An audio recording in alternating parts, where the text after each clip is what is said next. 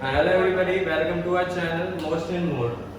तो इस video lecture series के अंदर हमारा सबसे पहला टॉपिक जो है वो है सिंपल इक्वेशन। बहुत ही बेसिक सा टॉपिक है।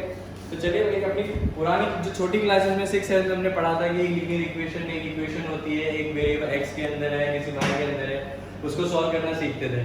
तो हम इसी पे बात करेंगे आज। तो एक इक्वेशन क्या होती है, जैसे मैंने एक एक्सप्रेशन दिया p of x equals to ax plus b, ये तो है एक एक्सप्रेशन। और एक्सप्रेशन और इक्वेशन के अंदर सबसे बेसिक डिफरेंस क्या होता है, जब मैं इसको ax plus b equals to 0, ये equals to 0 इक्वेट कर दूंगा इसको 0 को, तो ये हमारी क्या बन जाएगी इक्वेशन। तो एक तरह से ये है बेसिक सी simple equation in a single variable x। a और b हमारे क्या कांस्टेंट्स हैं। तो एक बेसिक इक्वेशन है ax plus b equals to 0। हमने इसको कैसे सॉल्व करेंगे, ax plus b equals to 0 दे रखा है, ax equals to minus b, x equals to minus b upon a। ये सिंपल सा एक किसी भी इस इक्वेशन का एक रूट मिल गया हमको कि माइनस बी बाई ए जब अपन इसमें पुट करेंगे तो इस इक्वेशन को सेटिस्फाई करेगा। तो माइनस बी बाई ए इसका रूट हो गया। ये हमने किसका रूट्स निकाले, ये थे एक बहुत ही बेसिक लीनियर इक्वेशन है वन वेरिएबल के। तो ऐसे चलिए एक एग्जांपल देखते हैं हम लोग। इक्वेशन है अपना, इसको सॉल्व करेंगे 2x + 4 = 26। तो इसके अंदर वेरिएबल कितना है, एक वेरिएबल x, मतलब कांस्टेंट कौन बचे 2 4 और 26। ये इसकी तरह बनाने के लिए हम लोग क्या करेंगे, 2x equals to 26 minus 4, 2x equals to 22, x equals to 22 by 2, that gives you 11।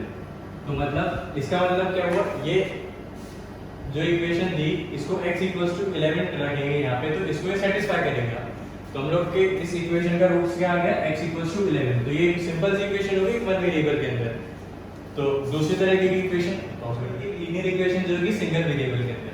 हम लोग क्या पढ़ेंगे next, linear equation in two variable. Linear equation in two variable कौन सी हो गई, ax plus by plus c equals to 0। ऐसा हमने क्यों बोला लीनियर इक्वेशन टू वेरिएबल, इसके अंदर कितने वेरिएबल्स है, एक x है एक y है। हम लोग कांस्टेंट क्या कहें, a b और c, ये तीनों कांस्टेंट है। अब लीनियर किसलिए बोल रहे हैं हम लोग, लीनियर क्या बोल रहे हैं, इसकी जो पावर है, इसकी पावर कितनी है, सिंगल वन। तो ये कौन सी इक्वेशन हो गई, लीनियर इक्वेशन हो गई। तो हम लोग इसको कैसे सॉल्व करेंगे, अपने पास सवाल कैसे आएंगे, बहुत ही बेसिक सा चैप्टर है, इतना ज्यादा सवाल पूछे नहीं जाते हैं, आते हैं तो एक आध सवाल आ जाते हैं कभी कभार। मोस्टली जो इस टॉपिक से जो सवाल आते हैं वो आते हैं linear equation in two variables है। हम लोग को क्या देगा वो, ax plus by plus c equals to 0। एक दूसरी इक्वेशन दे देगा dx plus ey plus f equals to 0। अब बोलेगा इसको सॉल्व करो और इसके x और y की वैल्यू बताओ, x ग्रेटर देन y होगा, y ग्रेटर देन x होगा, x इक्वल्स टू y होगा, समथिंग लाइक दैट। तो हम लोग इसको कैसे अप्रोच करेंगे, तो हम लोग एक एग्जांपल देखते हैं। इस एग्जांपल को देखते हैं हम लोग, क्या देगा 2x + 3y = 8, 5x + 4y = 13। तो ये कैसी है, लीनियर इक्वेशन है दो वेरिएबल के अंदर x और y। ये भी एक लीनियर इक्वेशन है दो वेरिएबल के अंदर, एक x और एक y। तो अब इसको हम लोग को बोलेगा सॉल्व करके बताओ कि x और y की वैल्यू क्या क्या आएगी, x ग्रेटर देन y है, y ग्रेटर देन x है, समथिंग लाइक दैट। ठीक है, तो हम लोग चालू करते हैं। सबसे पहले इसको सॉल्व करना, देखते हैं कि क्या चीज इसके अंदर है। 2x + 3y = 8, 5x + 4y = 13। अब अपन क्या करेंगे, इन दोनों को किसी इक्वेशन को मल्टीप्लाई करते हैं किसी एक चीज से जिससे y के कोएफिशिएंट सेम हो जाए। सबसे पहले देखते हैं y के कोएफिशिएंट सेम करने के लिए क्या होता है, 3 * 2x + 3y = 24। और इधर हम लोग किससे मल्टीप्लाई करेंगे, 3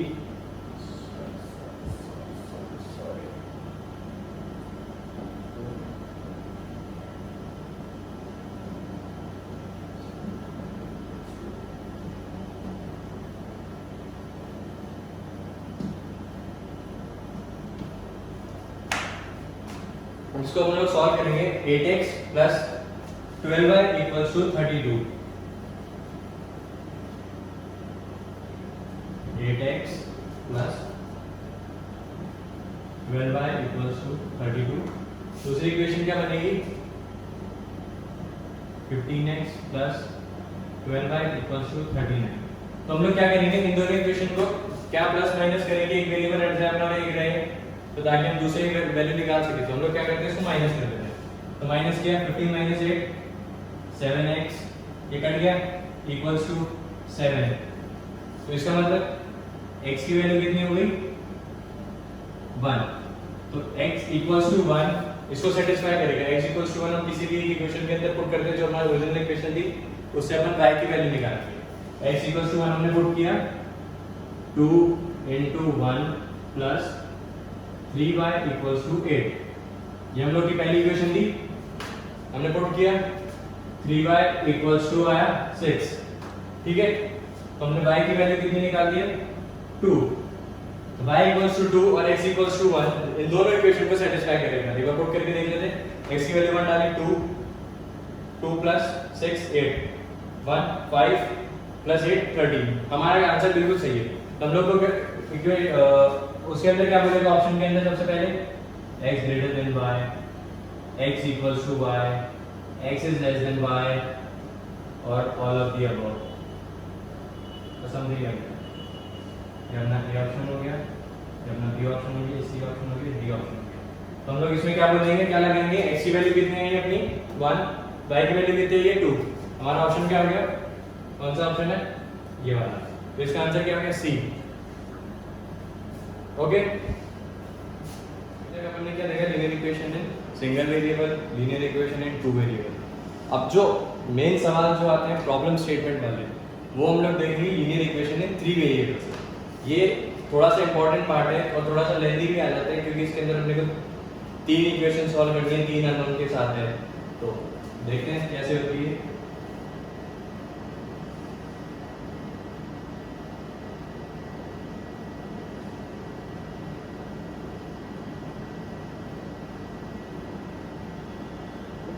ठीक है, हम लोग देखेंगे तीन इक्वेशन कैसी है, ax plus by plus cz equals to d, ex plus fy plus gz equals to h, ix plus ly plus mz equals to k. तो लीनियर इक्वेशन इसको थ्री वेरिएबल में बोल रहे हैं, x y z, x y z, x y z। ये हम लोग के कितने तीन वेरिएबल हैं और कितनी इक्वेशन है अपने पास, तीन इक्वेशन है।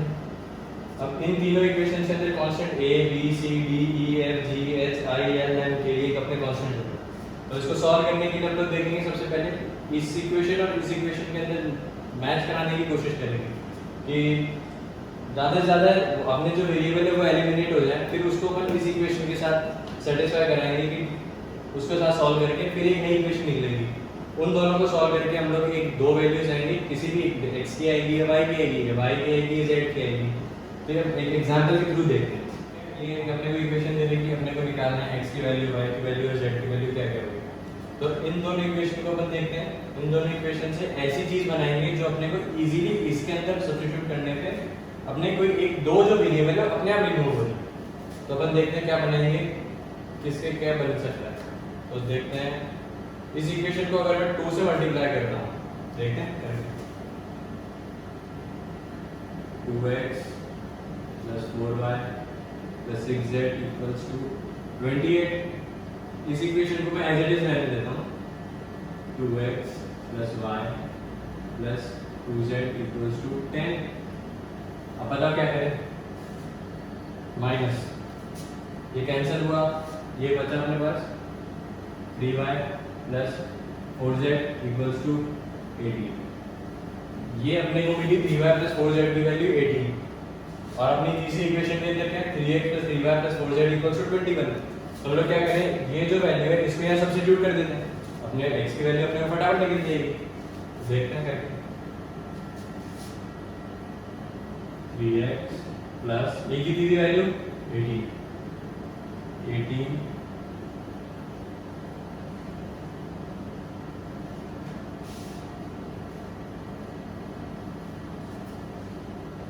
इक्वल्स टू कितने निकले थे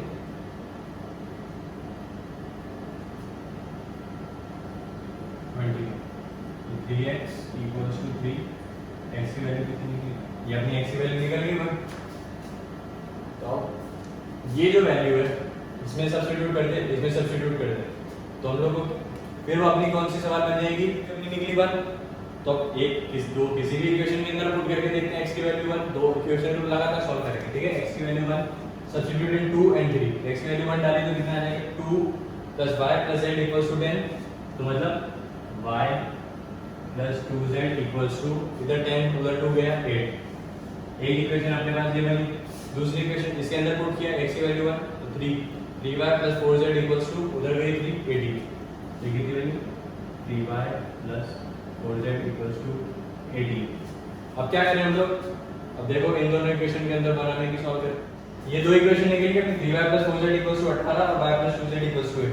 हम दोनों इक्वेशन के अंदर देखें किससे मल्टीप्लाई करने के, अपना एक वेरिएबल पे खत्म हो जाए।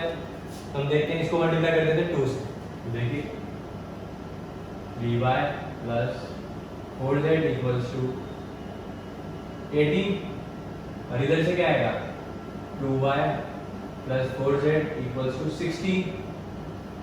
ये बनेगी, इनको करो माइनस, ये कैंसिल हुआ, y की वैल्यू कितनी आ गई 2, अपना निकला y 2, ठीक है। अब x की वैल्यू 1 है, y की वैल्यू 2 है, यहाँ पुट कर देते हैं 1 + 4 5, उधर गया 9, 3z = 9,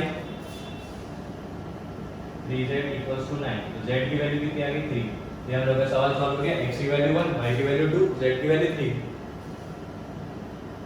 पुट करके देखते हैं हर इक्वेशन को सेटिस्फाई करनी चाहिए। x की वैल्यू 1 2 + 2 4 + 6 10, सही।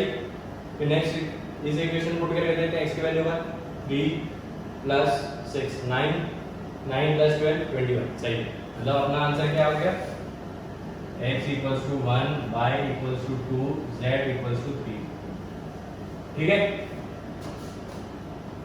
अब जो सवाल आते हैं वो इस तरह से नहीं देगा अपने को कि 3 इक्वेशन दे दी लगातार इसको सॉल्व करना है। वो हम लोग को प्रॉब्लम स्टेटमेंट में देगा कि हमें इतनी चेयर है, इतनी टेबल है, इतने पेन्स हैं, इनकी कॉस्ट इतनी है। दूसरी इक्वेशन दे देगी मेरे पास एक और दूसरी चेयर है, इसकी इतनी टेबल है, इतने पेन है, इसकी कॉस्ट इतनी दे देगी। तो वो बोलेगा कि इस टेबल प्लस इस पेन की कॉस्ट कितनी होगी। तो निकालने के लिए सिंपल सा ये तरीका अपन अपनाएंगे। चलिए एक सवाल लेके देखते हैं। देखो कैसे सवाल दे रखे होंगे, ये आएगा किस फॉर्म के अंदर, ये फॉर्म में आएगा कि अपने प्रॉब्लम स्टेटमेंट दे रखी है कि 3 फैंस 2 लैंप्स की वैल्यू कितनी है, 4 लैंप्स 4 फैन और 4 लैंप्स की वैल्यू कितनी है। हम लोग को ऑप्शन में क्या देगा बताओ। ये ऑप्शन फैन की वैल्यू ग्रेटर देन लैंप की वैल्यू है, लैंप की वैल्यू ग्रेटर देन फैन की वैल्यू है, लैंप की वैल्यू फैन की वैल्यू के बराबर है। डी ये दे देगा ऑप्शन नन ऑफ दीज, ठीक है। हम लोग सॉल्व करना है इसको, ठीक है। तो हम चालू करते हैं सॉल्व करना, फटाफट देखते हैं क्या दे। अपन फैन को मान लेते हैं x, लैंप को मान लेते हैं y। तो इक्वेशन क्या बन जाएगी अपनी 3x + 2y = 4500। दूसरी इक्वेशन क्या बन जाएगी 4x + 4y = 16000, ठीक है। हम लोग इक्वेशन एक ही होगी। तब क्या करते हैं अपन सिंपल सा है, या तो इसमें से 4 को कॉमन लेके अपन डिवाइड कर देते हैं पूरी इक्वेशन को 4 से, या फिर वो नहीं करना चाहे तो हम लोग इसको क्या करते हैं इक्वेशन को 2 से मल्टीप्लाई करते हैं, ठीक है। इस इक्वेशन को मल्टीप्लाई करते हैं 2 से, तो आंसर क्या आएगा 6x + 4y = 9000, ठीक है। और ऊपर आएगा अपने पास 4x + 4y = 16000। और इक्वेशन को जब अपन माइनस करेंगे तो ये वैल्यू आ जाएगी नेगेटिव के अंदर, मतलब आंसर क्या हो जाएगा नन ऑफ दीज। ऐसा आंसर आ ही नहीं सकता कि अपनी कोई भी वैल्यू एक नेगेटिव हो। हम लोग क्या बोलेंगे इसका answer can not be determined, मतलब नन ऑफ दीज। ये अपना आंसर हो गया सॉल्व, ठीक है। बहुत ही सिंपल सी ट्रिक बताता हूँ, छोटी सी ट्रिक, ये बहुत हेल्प होगी एग्जाम के अंदर। जब एग्जाम के अंदर अपने पास डायरेक्ट सवाल आया, देखो किस फॉर्म के अंदर होगा सवाल अपना ax + by = c। दूसरी इक्वेशन दे रखी होगी bx + ay = d। तो हम लोग को क्या करना है, एक बार इसी दोनों इक्वेशन को ऐड करनी है और एक बार क्या करना है दोनों इक्वेशन को सब्ट्रैक्ट करनी है। उससे हम लोग के जो वेरिएबल्स है डायरेक्टली हम लोग को आंसर निकल जाएगा। कितने मुश्किल से मान लो कितने मिनट का सवाल हुआ, आधे सेकंड का भी सवाल नहीं हुआ, एक बार इक्वेशन को ऐड करा, एक बार इक्वेशन को सब्ट्रैक्ट किया, दोनों की वैल्यू निकल ली। ये थी एग्जाम पॉइंट ऑफ व्यू से एक छोटी सी ट्रिक, बहुत छोटी है लेकिन बहुत इंपॉर्टेंट है। 30 सेकंड के अंदर हम लोग का आंसर निकल गया फटाफट। बैंक पीओ के अंदर क्या होता है, सबसे ज्यादा अपने को क्या, अपने नंबर ऑफ क्वेश्चंस मैटर नहीं करते, ये अपनी एक्यूरेसी मैटर करती है कि हम लोग इतने कम समय में कितने जल्दी सवाल सॉल्व करें। तो उसके लिए एक छोटी सी ट्रिक थी। अभी तक हमने क्या पढ़ा, एक बार एक रिवीजन ले लेते हैं इस चीज का। सबसे पहले हमने देखी कि अपनी इक्वेशन क्या होती है। एक्सप्रेशन और इक्वेशन का हमने डिफरेंस जाना। एक नॉर्मल एक्सप्रेशन है जिसको किसी भी वेरिएबल के इक्वेट करना हुआ है तो एक अपनी एक्सप्रेशन हो गया। अगर अब मैंने उसी एक्सप्रेशन को जीरो के इक्वेट कर दिया तो वो अपनी इक्वेशन बन गई। फिर हमने देखी लीनियर इक्वेशन क्या होती है। लीनियर इक्वेशन वो इक्वेशन हो गई जिसके अंदर जो अपना वेरिएबल है उसकी पावर सिंगल है, सिंगल टर्म की पावर है x की पावर 1, जो मोनोमियल टाइप हो गया इक्वेशन। फिर हमने पढ़ी दूसरी linear equation in single variable. Linear equation in single variable के अंदर अपन ने क्या देखा, उसके अंदर केवल अपन एक ही वेरिएबल यूज करते थे। तो एक इक्वेशन हो गई अपनी 2x + 4 = 8, तो x की वैल्यू निकालनी है, सिंपल। ये हो गई अपनी linear equation in single variable. फिर हम लोग मूव करें फिर linear equation in two variable पे। Linear equation in two variable में हमने क्या पढ़ा, अपने को दो इक्वेशन, जैसे ये वाली इक्वेशन अभी अपन ने सॉल्व करी थी, ये linear equation in two variable हो गई। इसके अंदर एक x की वैल्यू दे रखी है, एक अपने को y की वैल्यू दे रखी है, एक दूसरी इक्वेशन है उसके अंदर x की वैल्यू ये y है, हमको निकालनी वैल्यूज, ठीक है। फिर हमने देखी linear equation in three variables. Linear equation in three variables के अंदर क्या देखा, तीन वेरिएबल्स हैं अपने पास अलग अलग दे रखे हैं, x y z, इतनी है अपने पास तीन इक्वेशन है, उनसे अपने को वैल्यूज निकालनी होती है तीनों वेरिएबल की। फिर अपन ने एक नॉर्मल सवाल सॉल्व करके देखा था, सिंपल सा तीन इक्वेशन का। फिर उसके बाद अपन ने ये सवाल देखा linear equation in two variable का, जो सवाल था ये प्रॉब्लम स्टेटमेंट। मैक्सिमम जो क्वेश्चंस है वो इसी फॉर्मेट में आते हैं कि आपको एक प्रॉब्लम स्टेटमेंट दे रखी होगी, उससे अपने को इक्वेशन बनानी है। मोस्ट इंपॉर्टेंट थिंग यही है कि इक्वेशन अपनी सही बननी चाहिए। द मोस्ट इंपॉर्टेंट थिंग, मैं एक बार फिर रिपीट कर रहा हूँ कि अपनी ये इक्वेशन सही बननी चाहिए। उसके हिसाब से आपको चार ऑप्शन दे देगा, चार ऑप्शन में से आपको फटाफट एक टिक मारना है। तो हमने सॉल्व किया, बताया, पहले एक में सॉल्व किया, आपने नेगेटिव वैल्यू आई, नहीं बता सकते भाई, ठीक है चलो नन ऑफ दिस टिक कर दिया, आगे बढ़े। फिर एक छोटी सी अपने ट्रिक देखी थी।